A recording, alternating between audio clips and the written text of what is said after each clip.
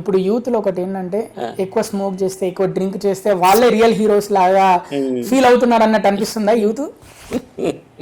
వాళ్ళు ఫీల్ అవుతున్నారేమో. అదే జనానికి ఫీలింగ్ లేదు.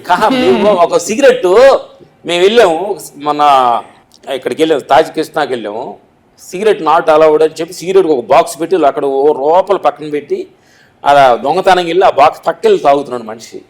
అంటే సిగరెట్ తప్పు, హామీకరం అనేది హోటల్లో కూడా నాట్ అలౌడ్ అని అన్నప్పుడు దీన్ని వెళ్ళి పక్కన తాగుతున్నామంటే ఇది ఇది కరెక్టా కాదా? అంటే మనిషిని పక్కన పెట్టినట్టే కాదా?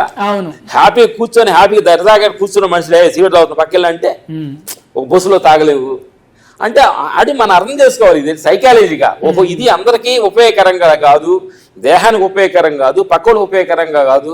కానీ నేను తాగుతున్నానంటే అంటే నా సాటిస్ఫాక్షన్, అంటే నా ఒక్క సాటిస్ఫాక్షన్ కోసం, నా రుచి కోసం ఎంతమంది డిస్టర్బెన్స్ చేస్తున్నానే థాట్స్ ఒక్కదాన్ని క్రియేట్ అవ్వాలి.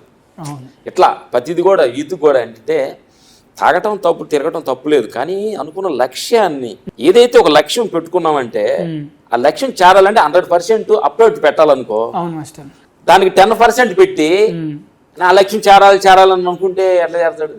నువ్వు ఏదైనా నువ్వు యాక్టర్ కావచ్చు, డాక్టర్ కావచ్చు, సాఫ్ట్వేర్ కావచ్చు, ఎనీ చేసే దానిలో చేస్తున్న దానిలో ఏకాగ్రత కావాలి.